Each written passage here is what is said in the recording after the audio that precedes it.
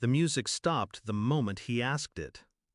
"You know her?" the groom said, pointing at me. I smiled. "Slow. Cold. More than you think."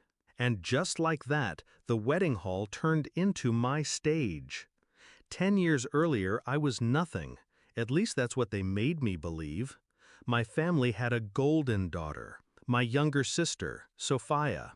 Beautiful, charming, adored.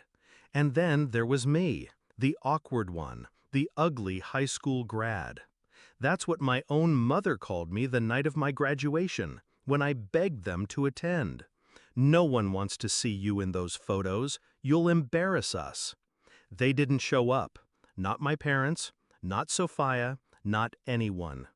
I stood alone, in a cap and gown, while other families clapped and cheered. That night I walked home under streetlights, diploma in hand, and carved a silent promise into myself: they'd regret erasing me. I vanished from their lives. They thought I'd stay invisible. They were wrong. While Sophia basked in attention, I worked in silence. College scholarships, internships no one bothered to ask about. Nights spent building something they couldn't measure in beauty contests or gossip. When others partied, I studied. When they laughed at me, I learned to sharpen edges they couldn't see. By 25, I owned what they envied most: control. My name whispered in boardrooms, my signature shifting markets, my hand pulling strings they never realized existed. And through it all, I stayed silent, waiting. The betrayal came full circle when I received Sophia's wedding invitation. At first I thought it was mockery. Then I saw the groom's name, Adrian. He was mine once, my only secret, my first kiss, back when I was 16 and invisible. We met in the library, shared stolen conversations in quiet corners. He told me I was different, special. For a while I believed him, until one day he stopped showing up. Weeks later I saw him at a party, with Sophia on his arm. She laughed when she saw my face and whispered, "Men don't choose shadows."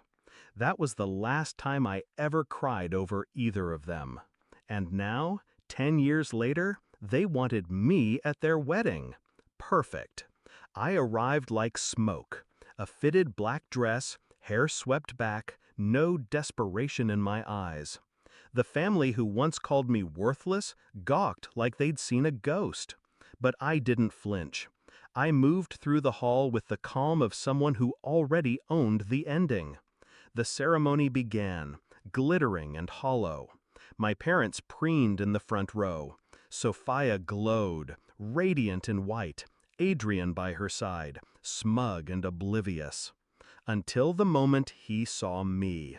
His face drained, recognition flickering. He whispered something to Sophia, but she brushed it off with a smile. At the reception, he couldn't resist. He approached, glass in hand, trying to sound casual. "You look different." I tilted my head. "No, you just never looked properly." That's when he asked, "You know her?" loud enough for the table to hear. And I gave him the line I'd carried for years. "More than you think." The silence after was delicious. I leaned closer, voice low but sharp. "You remember the scholarship fund you bragged about last year? The investor who made it possible? That was me. You remember the property your father lost? Who do you think bought it? Every step you've taken upward, Adrian, I've been 2 floors above, watching." His glass shook in his hand. Sophia frowned, finally paying attention. My parents stared, confused, as whispers rippled through the guests. Then I turned to my sister. "And you, did you never wonder why doors kept closing for you? Why campaigns failed, deals crumbled, allies walked away? I never needed to lift a finger to destroy you. I only had to be patient. People like you ruin yourselves." Her smile cracked. I stood, letting my voice carry. They disowned me once, called me ugly, disposable. Tonight, I return the favor. Consider yourselves erased from my name, my world, my future. And then I left. Not hurried, not shaken. I walked out as the whispers grew louder, their empire of glitter collapsing under the weight of truth.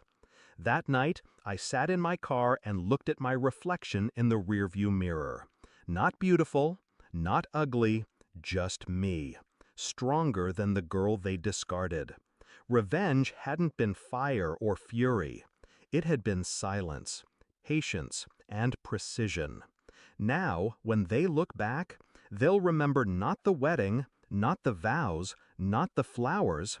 They'll remember the moment the forgotten girl stood up, smiled, and reminded them all, shadows don't disappear, they wait. And when the light burns out, they're all that remain.